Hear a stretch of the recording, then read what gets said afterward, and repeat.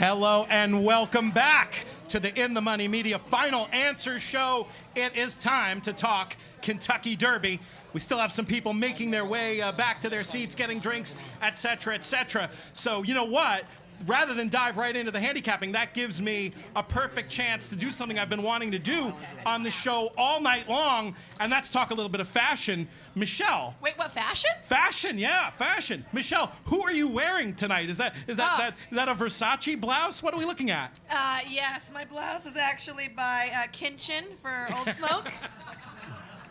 I've been begging for a women's line, and they never come out with one. So I just have to keep wearing these mediums. This is the size JK wears also. It looks very good on you. Now, speaking of fashion, you know, okay, Phillip here, he's wearing the company colors. This show, of course, brought to you by TaylorMade Partnership by... And Phillip, if you have some of that for me, I'd be happy to wear that too. There you go, Medallion Racing. So he's representing the company, so he's off the hook for the golf shirt. You know, I dress for the occasion. I take this stuff seriously. The man to my right, though, okay, the shirt's cool. That's on brand. But what's? Stand up for a second. Stand up for a second. Are you wearing underwear? No, he's just shorts. He's wearing shorts. The man is wearing our biggest event of the year by far, and the man turns up in shorts. People, this is what I have to deal with. I just want to give you a TV secret, though. If you watch, TVG and all those, a lot of those guys have on suits and they are wearing shorts. If you're watching JK on Fox, he's actually wearing a shirt and undies. Many times. I'm relieved when you said they were wearing shorts. I thought that was going in a different direction. No, they're wearing shorts, and JK wears undies. I've seen him when he has to go out for a potty break, his little tighty whities. Yeah, there's a lot to unpack here. First of all... Unless you're in JK's undies. First of all, so there's a couple of TV tricks. One, I don't wear pants at home because you can't tell. The TV's from here. I also put my drink behind the camera so you can't ever see it. The second thing is I was going to wear jeans today. I was going to wear black jeans. Much fancier than black shorts. But I've been a little bit spoiled with my wonderful fiance who's here now, Jonathon Kinchen. She packs all the stuff now, and I won't say that it's her fault that I don't have any black jeans. But do you not like black jeans? It's gotta be her fault. You're wearing black jeans. You could try packing for yourself. Yeah. Whoa. Well, I'm all for women packing, but are you wearing his black jeans right now? Is that the problem? Yes. Yes. So now I have on shorts, but I'm happy to be here, and it's better than nothing. Thus concludes the fashion portion of the Final Answer Show. JK, wait. If I beat you in the Derby head-to-head, she wore like a blue pair of blue gold pants. I want you to wear those. I'll wear them. All right. I don't even know who you like in the Derby, but we're going head-to-head for the blue pants. You once refused to wear a romp him as part of a head-to-head bet with me, and then I saw you on the internet in photographs from South Beach a few months ago. We won't talk too much about that. Wearing a romp him. What happened? What changed? I wasn't in South Beach. I was in Las Vegas. Hey, what happens in Vegas stays in Vegas. All right. Thus now really concludes the fashion portion of the evening. We are going to dive into this Pick 5 on Kentucky Derby Day. It starts in race number 8. 2:48 is the scheduled post time for the Grade 1 Derby City Distaff. Fillies and mares 4 and up, going 6-7 furlongs. Excuse me on the dirt. My mouth words failing me at a key time here. Just real quick, a little information. Our friend Marshall Graham is part owner in the One Lady Rocket. She's not going to run. Okay, so you can take out the one. We have an early scratch there. You know what? I was going to throw it to Phillip, but maybe he didn't know about that scratch. So instead, Jonathan, since you're aware of the scratch, we're going to start with you while everybody else scrambles and takes another look at this pace. Without Is there a reason we started this late rocket instead of going all at least in race 7? Pick 5, baby. Yeah, we're just for time constraints. Jack Christopher's going to win the race before, so we can move on. Look, usually when I'm in Kentucky, I try to beat Wesley Ward just because he's overbet. In Saratoga, Chad Brown's overbet.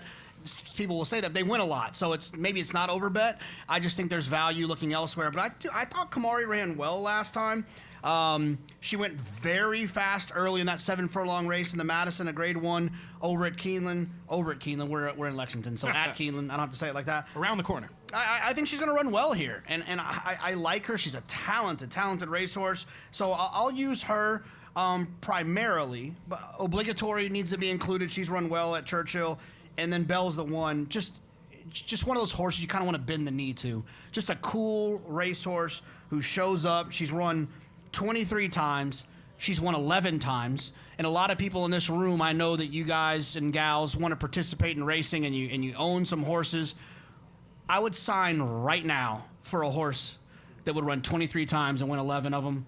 And so I just want to give her a shout out. She's a really, really cool horse, and she loves it at Churchill as well. Your bend the knee reference forces me to ask Jonathan, which kingdom of Westeros do you most identify with?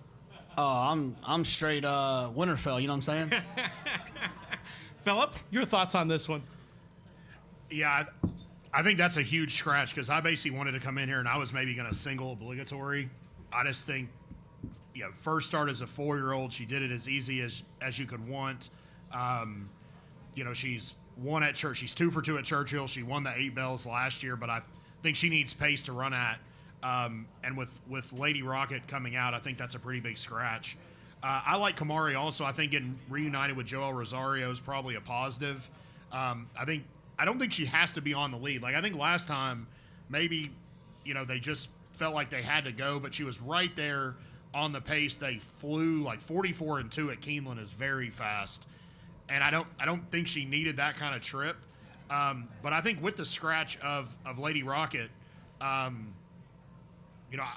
think the 3 is like center aisle holds the keys to the race. She didn't break last time. She's a horse that's basically been on the lead or right there in her 3 previous starts, all of which were wins. And she just never ran a step after not breaking. But if she breaks well, I think she's going to get the lead. I think Kamari could just sit right off of her. And she would definitely be my top pick. Like I said, obligatory is a must-use. To me, she was going to be a single if Lady Rocket stayed in the race. I think Lady Rocket guaranteed a fast pace, but with her coming out, I think that's a pretty big scratch. I'll chime in quick because we're so similar. I do think Kamari now looks like an excellent candidate to prove the best of speed. I'll be putting her on top. I respect obligatory immensely. I will put Belle's the 1 second, though, just off the trip angle, moving, I thought, a little bit early into that fast pace last time. Now second time off the layoff. I think she can reverse the form with She's the One. Nice Bruce Springsteen hunch play there. And then, of course, obligatory, like we talked about, loves it around these parts, back in good form. Kamari, who is the forerunner. Do I have that right? Yes. Yeah, Kamari's the 4. So we'll go 4, 6, and 5. Michelle, your thoughts? I think you guys touched on the major ones, but I do want to throw in the California horse in there, the 7 Edgeway. She is coming off a lights-out performance in the Grade 3 Las Flores. She didn't beat any great horses per se, but everyone really thought highly of Private Mission for a long time. But you might have realized that she ran second in the Breeders' Cup Filly and Mare Sprint to eventual champion Cece, and she did beat Gamine in that particular outing. I thought she ran lights out in there. I think that she's really versatile. She's fast. She runs well at 7 furlongs. I like a horse that kind of runs great at 7, and maybe she's just a tick behind that, but I like the fact that she has speed. Again, if it's wet, I feel like she could utilize that to her advantage, and she's run decently enough at Churchill. She was second in the Dogwood back in 2020, so I like Edgeway in here for John Sadler. Race number 9 is the Grade 2 American Turf for these 3-year-old colts on the green going a mile and a 16th. JK, this is a race, I don't know about you, but from a few years back when we were playing some tickets together, I still have nightmares about a couple of the winners of this race. Is it going to be a nightmare or a dream scenario for us this time around? It's so funny that you said that because I had just shown my fiance the picture of Arklow. Yeah. At the house, and she asked what that was about, and I was like, oh, that was a losing. I lost. Stay humble. I lost $500,000 on that horse winning, and my friend Elliot Honecker, who owned the horse, sent me the picture to troll me. There was Who this was race. Good Samaritan? Yeah, he got beat. He beat Good Samaritan. I needed Good Samaritan. Thank you, Phillip, for that. I appreciate it. I didn't have $500,000, but that was. And then Murad. Murad got us in this race, too. You know I what I'm saying? love Murad. Yeah. But Sorry. Baffert won like one of his only graded stakes on the grass with De Jour last year. And I got beat in that race as well. So tell us your picks so we know who not to use. There's two horses I like in here a lot. The 6 Portfolio Company and the 7 Side Dog. Both of them have won on off-going, so less than firm grass. It's East Coast turf horses. They're both of them have shown a ton of talent. Obviously, Side Dog being undefeated was very impressive in all 3 races. Portfolio Company, it's Chad Brown, it's the grass. I told you earlier, I think you can beat Chad. I don't think you wanted to do that here. But I do need my friend, Michelle, you to help us out with the 5 because, like Pete mentioned, her podcast, Owner's Box, I have a feeling she can tell me something about this West Coast turf horse. You mean coming my top east. selection in here, Valnikov? Oh, I didn't know That's that. the I really one. did not know that, but yes. So I'm going to use the 5, 6, and the 7, but I'll let Michelle tell you why. Yeah, Michelle, go on with it. I like Valnikov in here. You know, his stateside debut, going a mile. I thought he ran really well. I know it looks like a very short field, and it was, but it actually had good talent level for the particular race that it was. The horse that beat him, Sumter, is a really nice Richard Mandela horse. And the horse that finished 3rd, Handy Dandy, has run 2nds and 3rds in several stakes, so he really suits at this level. I feel like they could have gone a little bit faster up front for him. Sumter kind of set the pace there, and then he just wasn't able to reel him in. But the kick this horse showed late on to go into relatively soft fractions, I thought was extremely impressive. Off of the bench like that, I think he can only leap forward. They're bringing him out here. You can see he's already run over soft ground, and he's been effective from that particular angle as well. I know Billy is looking forward to seeing Valnikov, and he is my top pick. There you go, Little Red Feather Racing, Michelle's co-host on the Owner's Box, for those not knowing what we were yapping about Hold there. on, just so you know, like she's her co-host on the podcast. So her picking that horse like that makes me feel like she knows something that we don't know. I told you everything I know. That was a pretty good download. I don't think she holds back. I Have like you the met 2 her? also. I like the 2 main event for George Weaver. It really hasn't done anything wrong since coming onto the grass, so and should be a pace presence. I like that horse as well. Like, I'm not going to single Valnikov, but he's my top pick. If you spend any time with Michelle, keeping secrets, that's not really your thing, is it, Michelle? That's so not nice. You're usually No one burying here us. is gonna tell me I a wanted secret to take now. a little punch back, that's all. If anyone wants to come tell me a secret, I won't tell Pete. I just meant you weren't holding anything back about the horse. Anyway. No. I don't keep any racing secrets close to the chest. There you go. I'm so similar to everything you guys have said. I'll just go real quick. I put Side Dog on top, the 7. Flow move up coming out of the last race for me. Second time layoff. Should get a setup. I'm with you on Portfolio Company, JK. I'm guessing this one comes back fully formed. And if you look at those figures running last year, project some improvement for age and consider the trip. And then I think Valnikov off the late kick that we've seen there. 7.65 for me. Phillip, your thoughts? Yeah, I hate to be boring. I mean, I like Side Dog quite a bit. I thought last race was pretty impressive. There was no pace on, and he ran well. He also showed that with no pace, he could be a little bit closer. He doesn't have to just be all the way out. Graham his horses have been running really well recently, and I want to be pretty heavily weighted into him. I think I would only go stretch out to the 5 or the 6 as the two alternatives. I think there's a fair amount of speed in here. There could be, you got Main Event has some speed. Smokin' Tea has shown speed in the past, and you got the 2 horses to the outside. So I think there actually could be a little bit of pace, and I have Side Dog would be one of my stronger opinions of the weekend. And I just want to reiterate, I think when you look at these two races, the American Turf, which is the 3-year-old boys race, and the Edgewood, the 3-year-old girls race, the fillies race, I think it's 2 separate situations. I have no idea in the other race. I'll probably be very, very upset because I'm going to be dead in everything. The 5, 6, or 7 don't win this race. Yeah. I would basically agree. I think in the other race, I picked a 10-1 shot. I think in here it feels like there's actually some separation from the top horses as opposed to a bunch of horses that are pretty similar. Which I think is important, and not to soapbox. I just think it's like, horse players always ask me, like, when I see that, what should I do? How do I just have a strong opinion and know what you don't know. If you don't have an opinion in a race, then spread. You don't have to be a hero. And so many people feel like you need to know who's going to win a race. There's so many races that I don't know who's going to win. And the next one's a great example. I don't know. I think 2 horses are the most likely winners, and I will bet according to that. But no one's going to, except for Pete, hold my feet to the fire to make me pick one. We'll pivot to this race, and we'll come back to the idea of betting strategy on big days at the end, because we got a good question about it. But I will say this, JK, I just to not commit a host fail, I'll say you can spread or you can pass. I mean, that's one of the special things about horse racing in this game and why it's such a great gambling game. There's no ante. You can always just decide to play the pick 3 instead of the pick 5 and keep yourself out of trouble. But hey, if you don't like a favorite and you want to spread, that's also a valid approach. Yeah, someone I was bored in an Uber today, and I texted, asked me questions, and someone asked, I have a bankroll of however much money. Should I spread it out over all of the pick 5s? JK said, hell no. No. Find the sequence where you have the best opinion and bet your money there and just root in the other races. So often you feel like you have to bet every race. You don't. And thank God we don't have an ADW sponsor. You don't have to do that. That's right.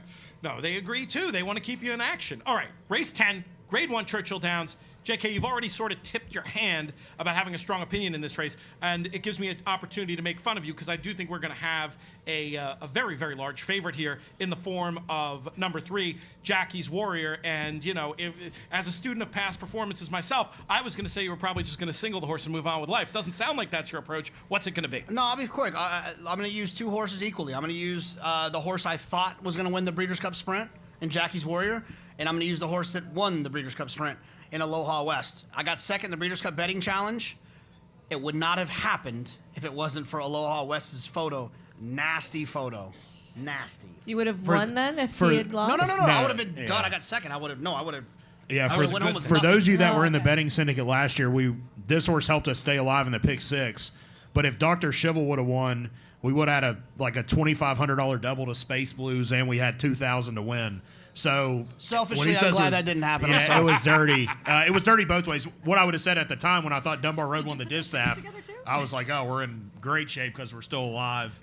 Still don't know how she didn't win that photo. Anyway, Phillip, who wins this one? Yeah, I mean, to me, I think this is a race. I have a stronger opinion, so I want to get alive to a couple horses, and it would be Jackie's Warrior, Reinvestment Risk, and Prevalence. Prevalence, I'm just like a sucker for this horse. He looked like an absolute monster early in his career. It just didn't work out. He was kind of a different animal, but I think they've kept him at 1 turn. His last 2 races have been very good. I don't ultimately know how good the field was in the Commonwealth. This is a significant step up. But he just feels like one of those horses that kind of figured out what he wants to do. As a 4-year-old, he's been a lot better now. Again, he has to improve, but I think he's capable of that. And I think he could end up getting a really good trip if these horses, if Reinvestment Risk says, hey, I can't let Jackie's Warrior get loose, they put some pressure. I think he could be sitting in that next flight just off of him. And I think that's something JK does a lot. He'll talk about the speed and then the best closer, which he's basically doing there. He's going to take Jackie's Warrior and Aloha West. But I think this horse is going to sit a really good trip. It's just going to be a question of if he's good enough. One of these races, I'll have a horse to talk about that nobody else has talked about. But it will not be this race. I think Jackie's Warrior is just going to get such a great setup. I'll be pressing him. I do think Prevalence is interesting. Just gotten really good, sharp, in form. I agree with Phillip. If something goes wrong with the top one, Prevalence is going to trip out beautifully. And if those two end up going hammer and tongs and ding-donging, it's JK's other horse, Aloha West, the BC Sprint winner, who clearly looks the best closer. Michelle, what do you think is going to happen in here? I like the 2 obvious horses. If I'm going to use one horse underneath, it's the 5 Reinvestment Risk for Chad Brown, coming off a runner-up effort in the Carter. I think he likes 7. He was behind Jackie's Warrior last year running, or 2 years ago running in 7. That was his second start off the break. We go 3rd start off the layoff, which is one of my favorite form angles, and I think he should sit a good trip, so I'm going to use him underneath. The penultimate race we're going to talk about on this show is the Grade 1 Turf Classic, going 1 mile and 1/8 on the turf. Michelle, we're going to keep it with you for your thoughts on this one. Oh, I'm going to have to be chalky in this. I like the Chad Brown runners in here. I like the 4, Tribhuvan. Is that right? Tribhuvan, I would have said, but it's close enough. What is it? I've heard Tribhuvan, but I have Really? no clue. All right, so the 4, the more outside of the 2 Chad Brown horses right there in the middle. I like him because he has speed. He was a complete dud in the Breeders' Cup Turf, but I'm okay with that. Prior to that, he ran a whole bunch of good races, strung together. He is getting the turn back in distance, which I think is actually going to suit him really well because I think he ran good races going the mile and a 16th, a mile and an 8th. Like this could just be a middle distance horse and not necessarily a marathoner, even though he did win the United Nations at the mile and 3/8. I think overall the little bit shorter distance suits him and his running style. So I'm going to use him as my top selection. I don't know if I have anybody that's really like a crazy horse in here. Looking at it, I thought it was between him and his stablemate Public Sector. If I was going to throw one long shot in, for me it would be the 7 Cavalry Charge for Dallas Stewart. He's coming off a 3rd place finish behind 2 Emmys last time out. He was a winner 2 back going the 9 furlongs. He's won on yielding ground before, so I like that about him. I just don't think he's quick enough to keep up on from the front, so he's going to have to sit behind. I feel like he's a little one-paced, so wherever he starts running is kind of where he finishes. He doesn't have that big closing kick at the end, so if I was going to use someone underneath at a price, it would be the 7. JK, are you team Chad Brown in here? And if so, which of the 3 do you prefer? It's a turf race is a great one. You kind of have to be team Chad. Let me say, I'm spreading in here, and I know I'm just being honest. This is the honest-to-God truth. I'm spreading in this race. I have had strong opinions in this race in the past. I loved Yoshida. Bricks and mortar, couldn't lose. And in fact, I've made lifelong friends because of Divisadero in this race. And one of them sitting over here. Jake was like, who do you like? I was like, Divisadero. Friends ever since. Most famous horse in podcast history. Actually, that was 2 of the most famous horses in podcast history between Divisadero and Yoshida, both of whom we talked about since their maiden wins. Like, Ivar can absolutely win. I like the inside draw. You know, in these turf races, I think if you're tactical, you can stay inside, save ground. It makes a difference when there's a bunch of really good animals. You got to use both Chads. Tribuven is a horse that I think is probably better going longer. But I said that before Michelle started talking, and now I'm feeling insecure about that opinion. I think that he is tactical. He'll find the front. He'll be aggressively ridden by Manny Franco, and it's possible he can win. I'm going to use the 5 and 6 as well, Mirror Mission. Look, I told you I'm spreading. I'm just telling you why, and you can make your own decisions. I'm going to use the 5 Mirror Mission as well, who I thought last 2 races were good at Keeneland and at Gulfstream. Has won on Not Firm before. Has tried it 4 times, won twice. And then the 8, I'm going to use as well, who I thought ran well for Chad. Closing into a slow pace. It's my favorite angle in turf racing with all the video we watch, all the workouts, all the speed figures. The one thing I think gets lost in turf racing is closing into a slow pace, because the final time will always be slow in a slowly run race. You're never going to have a fast time at the end. If you let Usain Bolt walk for 3 steps, he'll never run 9 flat. Can't happen. He can't make up that extra ground. Only so fast you can go. And so the final time is always going to be a little bit slower. The figure's going to be slower. But Usain Bolt could have done something special within that little time that he was given. And I think that happens in turf races a lot of times where the figure's slow, but what happened in the middle of the race is special. And I think Adamo, I think that horse is all right. So I'm spreading in this race. I just don't have a strong opinion, but I do have a strong opinion in a minute. We'll get there. That was a really great explanation. I'm going to use that on air. Yeah, steal it. Yeah, absolutely. You better be on the bottom. I'm like a wise guy Courtesy told me once. of JK, it better be on the bottom. The Usain Bolt analogy comes courtesy of In the Money Media. Number 1, Ivar for me. I just think looks like the fastest horse with the best form, well drawn, and I think the race is going to be run to suit. I like Ivar quite a bit in here, and I agree with the Adamo idea.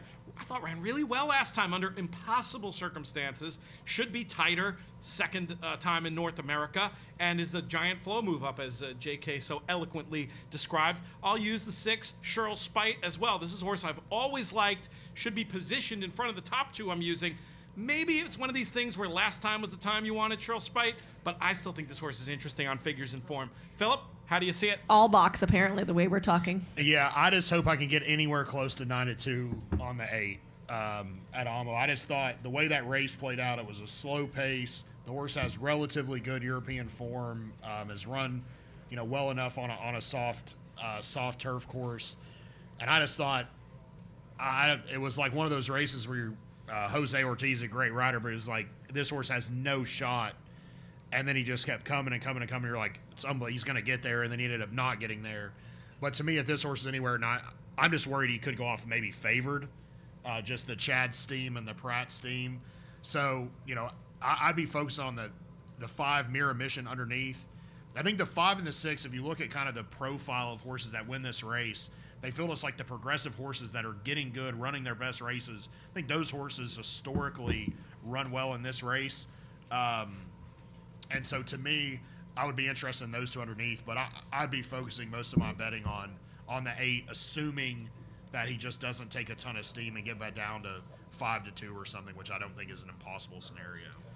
Okay, here it is, the part of the show that we've all been waiting for, and the part that will definitely bring in the most people on YouTube. So The Q&A? No, not the Q&A, Michelle. We'll get there, though. Everyone loves the Q&A, The Q&A right? is fun. We're going to get there. But just want to let folks know who are watching, who are looking for more information, whether it's on races other than the ones we're covering here, or just deeper and more information, you do have the opportunity to check out what we've got going on over at In the Money Plus, inthemoneypodcast.com/plus to check that out. We've also got a free newsletter, which is a great way to keep track of all the content we've got going, including Michelle's show, The Owner's Box. Sign up for that, inthemoneypodcast.com/email. Also, a little bit of housekeeping for people in the room, and I'm going to say this now so I don't forget. Just want to let everybody know that you can take a Derby or Oaks glass from the table when you leave here tonight. So don't But not sleep. both? Don't sleep on that. It says or. I assume it's and or. I'm taking both. Whatever's there, you can taking just both. share with the other guests. So here we go. We're going to talk about the Kentucky Derby. My thought on, and then we'll do a little Q&A at the end for Michelle's benefit. I think we just do this in a free-flowing way. I don't want it to be as rote as we go down and hit different horses, though Michelle has a great gimmick on Owner's Box with Billy Koch where they do go through and do a contender-pretender thing. We're not going to steal that gimmick. We're going to talk about this year's Kentucky Derby. I'm so excited for it. It's great to have a May Derby with fans back. Hopefully the horse first past the post will keep the race this year. Wouldn't that be nice? And that would be actually for the first time in 4 years that we have sort of a traditional Derby winner. Who's it going to be? That's what we're here to find out. And we're going to bring in, for his initial thoughts on the Kentucky Derby first, from our sponsors, our hosts today, Medallion Racing and TaylorMade, Phillip Shelton. Just, give us the top line. Yeah. Give us the top line. Who's going to win the Kentucky Derby? I think this is a great version of this race. I think you have a bunch of horses that have run fast enough numbers to win. It looks like the pace is going to be pretty honest. Since they've gone to the point system, the early pace in a lot of these races has really been relatively slow. You've had, the last 2 Derby winners, Authentic and Medina Spirit, who was first past the post. Both were Gates of Wire winners. Max Security, too. Speaking of first pass, so 3 in a row. So 3 in a row. I don't think that's going to happen this year. I think selfishly we stand not this time. So if Epicenter, Bloodstock Investments actually owns the mother of simplification, so the home team picks. Yeah, I have a couple of Derby futures to Epicenter. So if he what I'd say is I have enough that I don't have to bet him on Saturday if he wins. An enviable position. I'm going to win plenty of money. I defaulted to Mo Donegal. I think a lot of people are like, do you worry about the one post? And I'd say absolutely not. The new gate, you're not breaking inside of the rail. All of the question marks about him are, is he going to get a clear trip? Is he 2-1 paced? All those things have zero to do with post 1. He's going to have to navigate a trip, whether he breaks in post 1 or post 8. He's going to have to prove he's not just a completely one-paced horse. The only thing you would say is, looking at some of his earlier races, he doesn't have to be dead last. And maybe with post 1, he's going to be further back than what you would like. But to me, he just feels like a horse that's going to love a mile and a quarter. He had no business, I thought, winning the Wood Memorial. Early voting just absolutely cleared. Zandon is probably going to be the favorite. I think we'll get to him in a minute. But they were head and head as a 2-year-old. And I just think his price is actually going to go up because of the rail draw. The one thing I would say, and I think we might get to this in a minute if some people down the panel like the favorite, I think one thing about the Derby is you're automatically going to get value. Now, you may not get it on the win end, but any other bet you make, there's significant value if you hit. So if you have a really strong opinion, you say, I think Epicenter can't lose, or I think Zandon can't lose, and you can key in on a couple of horses underneath, you're going to get a significant payout. So for me personally, I just don't love either one of those horses enough where I want to take something that's really short. And I like Mo Donegal enough to where I want to play, but I think I've been the victim sometimes of trying to create too much value in the Derby with a horse on top instead of just saying, hey, it's staring me in the eye that this horse is probably going to get loose. They might just be better than everybody else. How can I create value another way than on top? And the Derby is the best race all year to do that because you have 20 betting interests. So I think that's just something. If you really like Zandon or you really like Epicenter, you say, you know what, Mattress Mac bet Zandon, he's going to be 5-2. I don't really want 5-2. Well, you might look at the exacta payouts, and you're going to get way more value if you hit that. So to me, I landed on Mo Donegal. I think as we get further, I can talk about other horse I like, but that would be my top Let's pick. do a tangent before I ask other picks about the rail and Mo Donegal specifically. Michelle, how much of a problem do you think the rail is for this horse? I don't think it's a problem at all. The rail is technically the shortest way around the track. So knowing that he's a come-from-behind horse, I think that he breaks wherever he wants to break, and then he ends up wherever he wants to end up. I think traditionally, if you go back and watch the race, the rail has not been a bad place to be. If your rider is bold enough to make the move on the rail, a hole will generally open up. So I think that if Irad Ortiz really plays that square, when they turn for home, if he's within striking range, he's going to have an ultra long stretch and he's going to have clear space to be able to come up. And we've seen that rail play extremely well. So I actually think of all the horses that could have drawn the rail, he probably has the best chance to win from that particular spot. I agree. The running style, and Irad Ortiz, who professional horse player Sean Borman had pointed out in conversation, Irad rode the rail last year with this new configuration and starting gate. Might have picked up a couple things from there. I'm not too worried, and whatever difficulty it might cause him, I feel like you're going to get compensated in terms of your price. He's my top selection as well. I'll just say it. I'm on this horse in futures. I feel like that value's probably gone. I thought I was clever getting 14-1, thinking he could become a talking horse. Instead, he really wasn't talked about this week, and then drew the rail. He'll probably be 14-1 or higher on the day. But I still really like him. I'm sticking with him. Do you have a contrarian idea? Do you think the rail's a problem, or are we a chorus about that? No, I mean, I think 4 horses can win this race. I think Mo Donegal is one of them. You know, I get it. The rail is not what it used to be. Like, it's not as big of a problem as it was. But from a horse that's going to come from out of it, if you close your eyes and you look through the race, he's going to have to kind of like, he's going to break away from there. He's got to hope that horses don't come over on him. Then when they pass Horses are going to come over on him. He's on the rail. Everyone wants to get to the rail. As much as you complain about being on the rail, the horses in 16, 17, 18, 19, and 20 want to get to the rail. I was awful at geometry. Awful. I barely went. I faked it. The lady, I cried one day, and the lady was like, oh, he's a nice kid. I'm going to pass him. But if you're on a rail and you're going this way and you have 19 horses to the outside, if they come over on him, Jonathan's gesticulating wildly if you're just listening to this. There's so no question it can become a cavalry charge, and it can be a problem. But isn't it more of a problem for a not that fast speed horse than it is for a true closer? Now, Like Michelle, I thought the best gesticulating I was going to see today was Michelle doing the shadow puppets. I cheated in geometry. There's a very nice woman. She had red hair. She was very nice. I mean, if we're here and we both want to get back to the pad, I mean, we're not staying like this and winning, right? This conversation example would work better with graphics. My example was so much better than that one. But basically, so like I said, close your eyes. He breaks. I can't close my eyes and still see your hands. Okay, that's fine. Here's what I'll say. If Mo Donegal wins, which he absolutely could, the question that I think a lot of people can't answer right now, like fully and honestly, will be answered on Saturday, that Irad Ortiz is the best rider in the country. If he works out a trip on this horse from that position, and the horse is good enough, the horse will take him there. It's on Irad. If he can navigate from the inside and save ground on the first turn, and then pop out and find his way out, and then make that run that you guys have both mentioned, or everyone's mentioned, Irad will go down as the best rider of this situation that we're dealing with now. If he I can would work like out to that trip. replace him with Calvin Burrell for this race. Yeah. So my only thought is I don't think it matters where he drew. Like the one to me, I'm more in your idea that you have 19 horses coming over.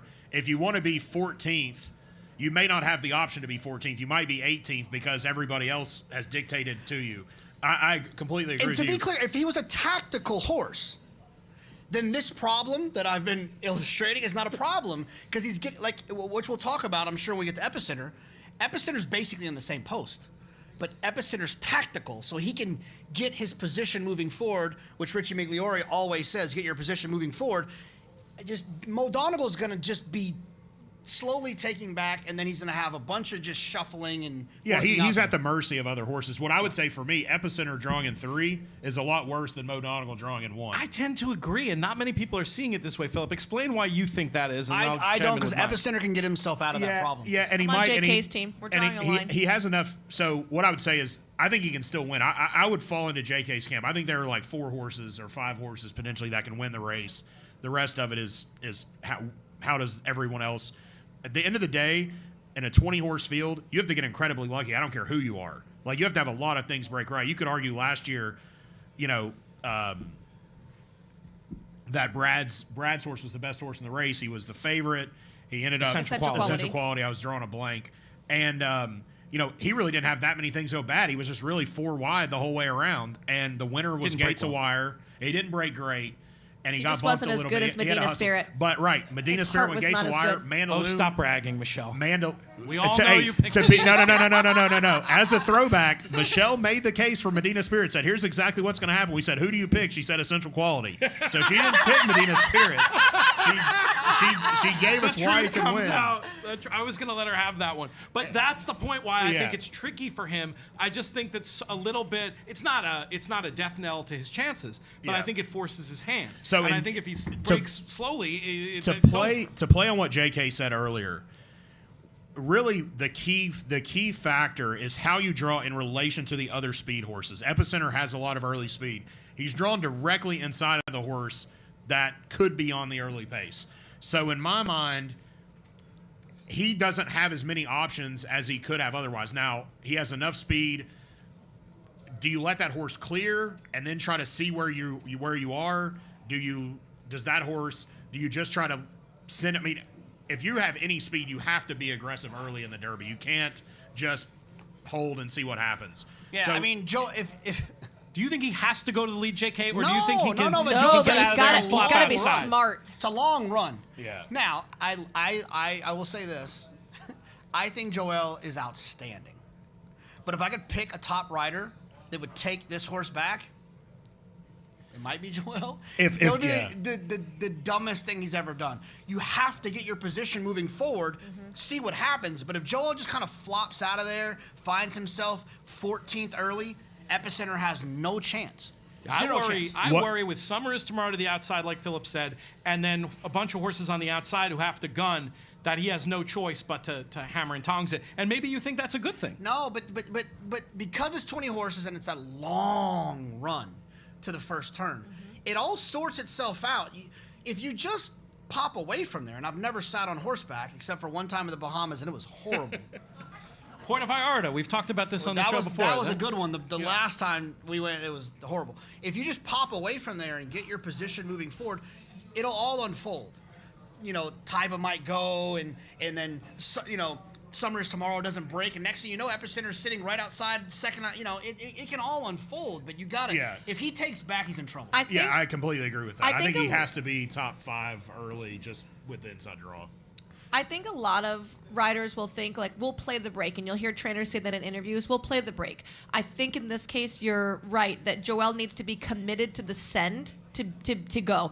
It's like when you're playing Gallop Racer, not you because you suck at when I play against you, but everybody else that plays Gallop Racer, you want to hit the little button right in the middle, and you gun out of the gate. Even if you have a come from behind horse, you establish your position. And then if Summers tomorrow's outside of you, but you're already here, then he either has to use extra to get around you, or he's got to check and go behind you. Now, once he's out in his established position and everyone's finding their spot, that's when you can be like, okay, buddy, easy up. But I think that Joel has to be committed to the send from the go. Michelle, who wins the Kentucky Derby? Epicenter, sired by Not This Time, standing at TaylorMade. Love it. Are you fully committed? Do you have other horses? You know, these guys both say, oh, there's 4 that can win, et cetera, et cetera. What? Give me your short list for the race. Okay, I do agree that there are other horses that can win. I'm on the Mo Donegal bandwagon, especially because I picked him in our fantasy horse racing, and I really need him to win a big race. I think that Charge It stands a good chance to be able to run really well if he can put things together. One of the better pedigrees in the race, that's for sure. Uh-huh. Care about things like that. I also think Cyberknife can absolutely win this race. I have him in the futures at 50-1. Jonathon, are you okay? You looked a little green there for a second. No, I'm just gonna be honest. I did this a couple years ago when we did it. There's an owner that Yeah. He's not going to spend money with us, is he? Can't if not, root. say what you want. Can't root. I love Brad Cox, just to be fair. But I can't. Now, JK doesn't know how horses look when they work. He's self-professed that. He doesn't know how to look at a horse. I just want anyone that also feels that way to go back and watch Cyberworks' last work, 6 furlongs and 111 under a hold. That was a beautiful work. So if anyone wants to sound smart but you don't know what you're talking about, be like, oh, I loved Cyberworks' last work, you will sound like a genius because you will be 100% I was going to let it right. go the first if you just did it once, but Cyberwork, Cyberknife. You Did I said say Cyberwork Oh, twice. sorry. You know what? These Kentucky Bourbon Barrel Ales are way more potent, apparently, than the champagne I normally drink. There you go. I have one complaint. There's no champagne. Who do we know? Yellow Right? Hey, label come only, to ladies. Ascot. There's plenty of champagne. Yeah, exactly. We'll Oh get my you gosh, sorted. can I tell you an Ascot story real quick? Yeah. I was at Ascot and I was like, oh my gosh, what should I get? Oh, champagne, of course. And we went to the Tattinger booth and I was like, it's like $80. Why is it so much? I'm like, one champagne, please, thinking like I'm not going to be able to have fun today at all. And they gave me champagne in a bag, a whole bottle in a plastic bag with ice. I was like, this is what you get. Excellent. I like this place a whole lot more now. I'm surprised Right. you're not a member at this point, based on that. I'm taking a dim view of the Arkansas Derby as a race because it's slow as heck. So I felt like the Florida Derby, they came home really slow also. My thing with Cyberknife is I feel like we've always known he's got talent. He's just a naughty horse. His last 2 races, Al Gold told me that Brad changed the blinkers as well as the bit. Now, because I'm a stalker and I'm obsessed with bits, I have been taking pictures of him working in the mornings beforehand. I have all these pictures of like different bits that he's been wearing. And then today I went to Pinkston's to go and try to find the exact bit he was wearing to see like what kind of a difference that would make. This is a much better bit. This is actually You're solid. much sicker than I realized. I feel now. I tried to text Brad all this, and he was like, "What is wrong with you?" and didn't answer me about it. So I can't actually verify this. But looking at the bits, it does look like he's gone with this like straight mouth, square jaw, which is going to help keep his horse straight. And I think that's the key. This horse is just mentally needed to evolve to catch up with his physical abilities. I think he stands an absolute chance in here if he can mind his manners anywhere close to how he acts in the mornings. Solid contender for the win. Love to get him at 20-1. If you can find a bit that makes a horse run 15 points faster, I think we could go into business here, Michelle. Okay, this one right here is actually really cool, too, that I saw. No one uses this, but this is really neat. JK, you said 4 horses can win this race. You've identified Mo Donegal as one of them. Who are the other 3, and why is your top pick Zandon? Yeah, Epicenter can win, and I also think Tyba can win too. I mean, I don't care about all the stats. You know, they're only important until they're not important anymore. We saw that with Justify. But one of the fun things about Derby Week is all the workouts and all the work stuff. And there's a lot of people that don't know what they're talking about when they watch works. And there's people that do know. Did you give me a side eye there? No, not you. There's a lot of people that know, and there's a lot of people that don't. One thing that I've paid attention to as I've become a fan of this game and been more involved is when they work well here, they run well. Especially, you know, because they're all good. They're all leading into this moment. I remember all of the great workouts I've heard about. Rachel Alexandra, Barbaro, Animal Kingdom, American Pharaoh. And they show up. Mandaloon was a horse like that. They show up, they work, and they work well, they run well. So I'll pause and then back up. The morning of October 9th, I haven't said this story to anywhere, and I don't think Chad will be upset, but the morning of October 9th, I was riding to the racetrack. I was working at Belmont that day, and I was riding to the racetrack with Chad. I was lucky. I was like, yeah, I need a ride. I rode. And we were in the car, and I said, hey. Tell the truth, you were his Uber driver. Exactly. I said, hey, you like your horse in the 4th? He said, the horse is really talented, but I'm not 100% sure yet. That day, Zandon got stuck on the inside, in behind horses, and ate a ton of dirt, and then went on to win. And then the horse worked after that, and Chad said, "This is my Derby horse." As soon as he told me that, I called everyone I know with a 702 area code. If you don't know what that is, then you don't gamble very much. Viva! Las Vegas. And I got Zandon at 100 to 1. And I followed him, obviously, because I had that interest, that rooting interest of this Chad telling me that this is my Derby horse. Not saying he's going to win, just saying this is my Derby horse. And so then he lost to O'Donegal in a race where he probably should have been put up. There was interference in that race and whatever. I like O'Donegal too, so I'm not... I just, you obviously kind of hype yourself up about the horse. But now I have the comfort of hearing how well the horse is working. And hearing it from people who I respect immensely saying that the horse is working well. Not Twitter telling me the horse looks amazing. The horse is working really, really well. And so I am very excited about watching the horse run. Can I tell you what I love will be alive about to those his four work? horses that I mentioned. I'll be alive to those four horses that I mentioned in the picks. We'll come back and do a second on Taba, but go ahead, Michelle. I just want to tell you what I love about his work, since the way this horse works is so easy. And a lot of times when horses get out there, they want to work and they're aggressive and they don't listen or they do something bad.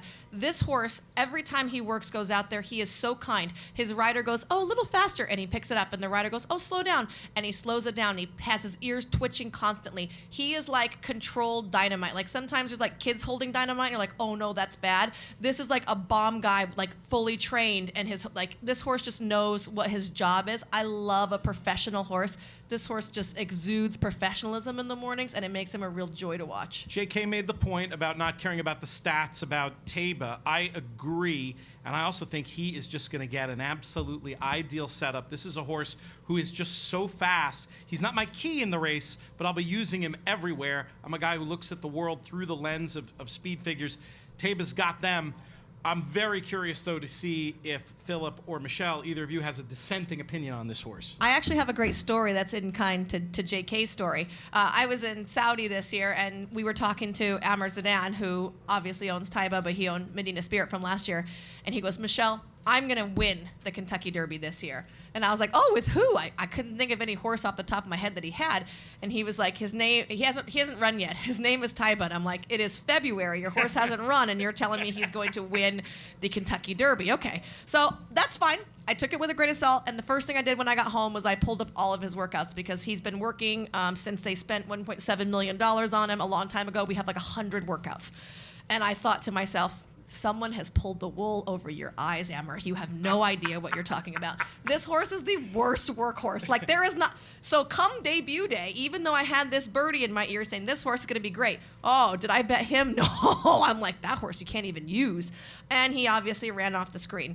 In between his maiden breaker and this Santa Anita Derby, he only worked twice. And it was not a good work again. I watched him work, and I'm like, "Oh, no, not again." And then he won again. And now he's worked one time. Well, actually, he had a blowout today. So now, again, 2 times between the Santa Anita Derby and the Kentucky Derby. And like his last work on April, it was a bullet on paper that seems good. If you watch the work, you're like, "Oh, my gosh." Now, knowing him, it's fine, because he obviously runs better than he works. But I thought for sure someone was lying to him that he had the Derby winner. Now that I've seen him run, he might be right. Are you with or against, like, on your tickets? Or you haven't decided yet? It's the final answer show. You need to have a final answer. We can ask Phillip why you think you could call your lifeline. I'm going to use him. Okay. But I'm not going to, like, have him... Use, don't key. That's where I am, too. I still worry about this whole, the owner picked the spot in the Santa Anita Derby thing catching up to him. I mean, you've been around horses a long time, Phillip. What usually happens when the owner overrules the horseman? Yeah, we have a relationship with Amr, so I've talked to him many times. Did he tell you the same thing? Yeah, we had conversations with Frank before, like, what, he said, "Hey, my whole goal is to get to the Derby." And he said, "I can be more conservative and go in the Lexington, or, and I said, "Hey, if your whole goal is to get to the Derby, the only way you can get there is by going in the Santa Anita Derby." And he won a grade 1. I think that's the other thing. When you have these colts, if you can win a grade 1, he's already worth so much. You're a stallion, so there's significant upside, not only making the Derby, but you have to use them. I think Matt Bernier had done some research on horses that had run multiple triple-digit buyers going into the Derby. and the statistics for horses hitting the board was like overwhelming. I would agree with you. I think he could end up getting a really good trip. I think it was really nice. His first start around 2 turns showed he doesn't need the lead. The back of my mind, I'm just like, this is such a huge ask. But so was last time, because it looked like Forbidden Kingdom and Messier were 2 of the top contenders for the Derby. Forbidden Kingdom didn't work. I actually think Messier is very interesting in here too. I think he could end up tripping out. So in my mind, I think you have to use him because on talent, he's as good as anything in the race. But to me, it's going to be Mo Donegal, Zandon, Epicenter, Messier, and Taiba, and I'm going to play through those 5. I'm going to focus my betting on Mo Donegal and probably Zandon just because of the pace. I think I'll make one more point, and then I'll turn it back to you. No, you actually answered my next question. You're helping me out here. I think one thing that's really interesting, if you compare like Zandon and Mo Donegal, because they're both this year at least have been closers. The one thing that makes me really nervous about Zandon is that he's not a good gate horse. And he could also not, if he doesn't break, then he could be way further back. The one thing I think that's different about Zandon and Mo Donegal, Zandon has to get, or Mo Donegal has to get in the clear, right? He's like this grinder, like he's just eating up ground. Zandon has a turn of foot. They're like a different kind of closer. Like Zandon actually wasn't that far back in the bluegrass. He just didn't get a hole. He got shuffled back, and then it felt like in a 16th of a mile he opened up. And I don't know that he also has to be that far back. As a 2-year-old, he wasn't as far back early. He just makes me nervous. Like I would have made him my top pick, knowing I'm taking a short price. If he didn't have issues in the gate, that just makes me nervous that he could be further back. And then I'm just thinking, hey, he's going to have to work his way through 15 horses just like Mo Donegal is. I think they're somewhat similar, except Mo Donegal's going to be 5 times the price as Zandon. That's the only caveat I would say. Fold this into your final answer, JK. I'm going to holding fees of the file either for a play or a top 3 or do it. No, Phillip's point is interesting. Like they are both closers, but I think based on the draw, if you do that thing that hasn't worked so far when I try to say, but close your eyes and you look at the first run of the first turn, or the run of the first turn. I think Mo Donegal is going to have to navigate 15 horses. I think Zandon's going to have to navigate 9. But give up a bunch of ground.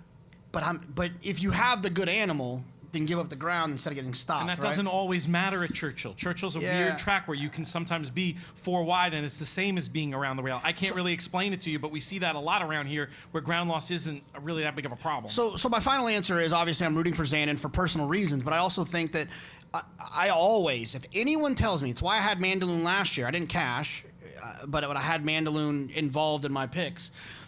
If I hear from the people that I respect that they're working well at Churchill, they're in. I'm using them. And so obviously with my interest in Zandon, I'm rooting for Zandon. And I will be picking him and betting around him. And Chad's going to win one of these. Are you using the Japanese horse then? No.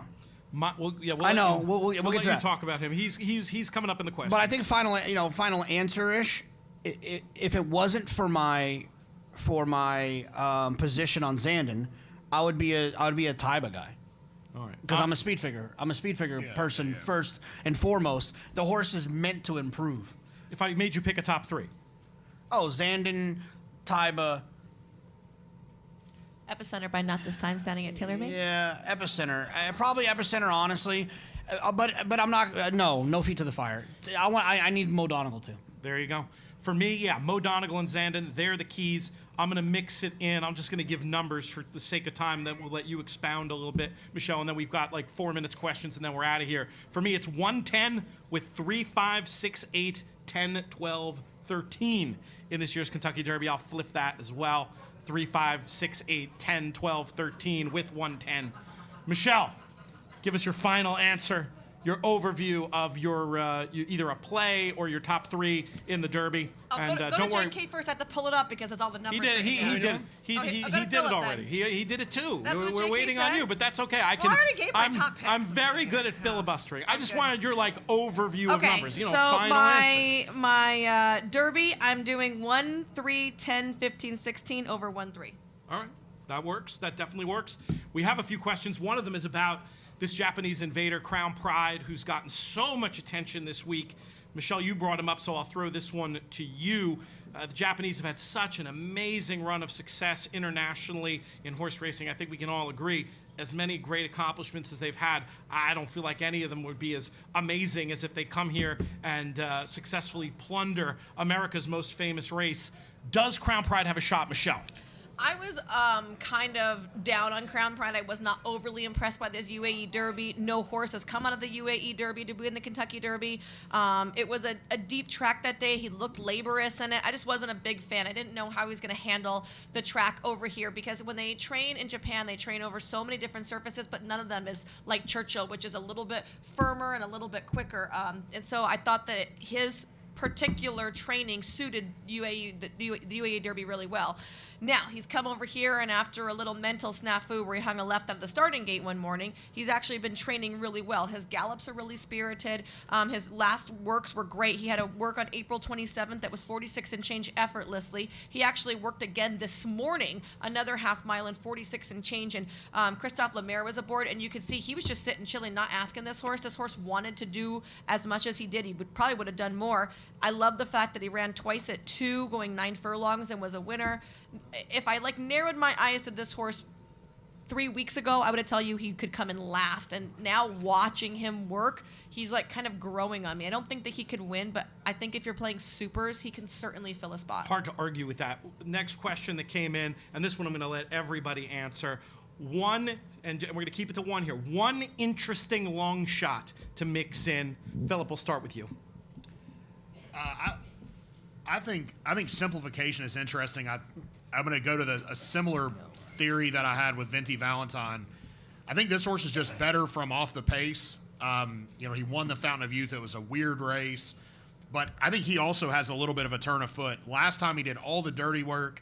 He moved early when Classic Causeway just unexpectedly backed out. He took pressure every step, and he really fought on pretty well. White Abario and Charge It just kind of took advantage of that scenario. I think he's going to be sitting in probably mid-pack. The biggest question I have is I don't know if he wants to get a 1.25 miles. He's got a really deep female family that says he probably could get the 1.25 miles.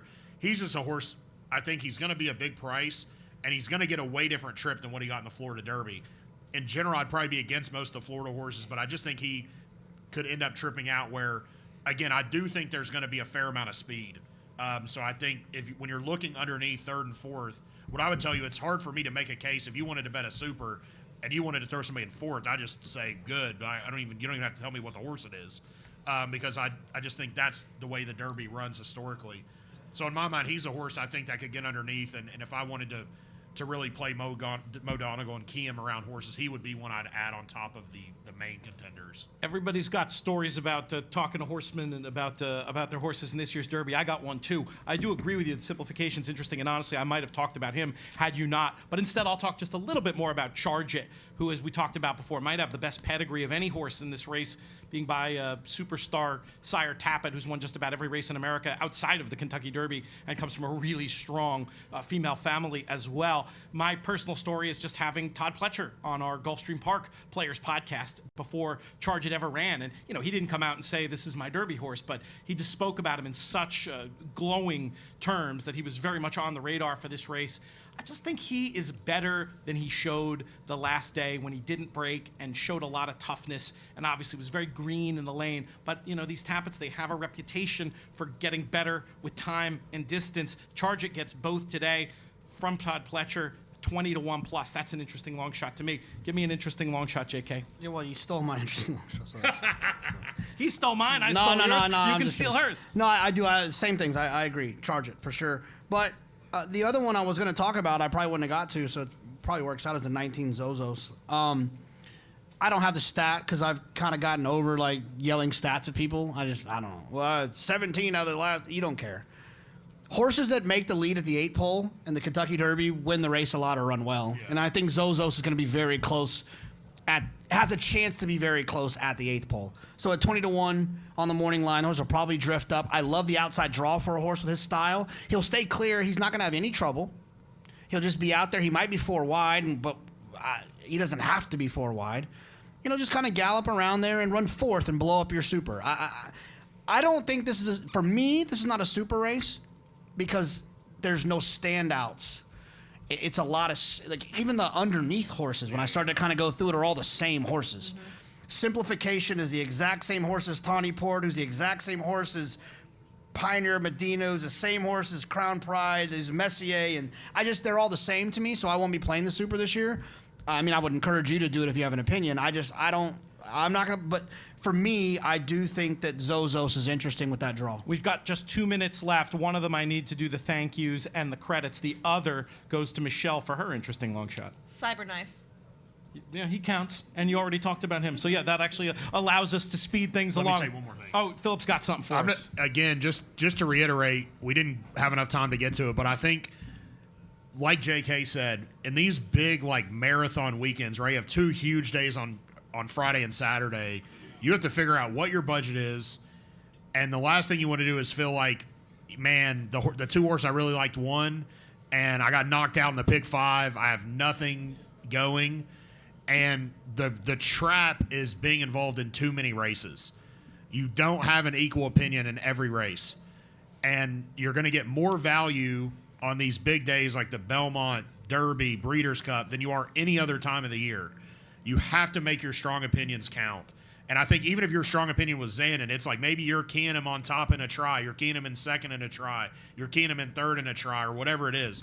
But figure out who you like and then base your whole gambling weekend around them, because this type of pool size and handle and payouts, it happens 4 times a year.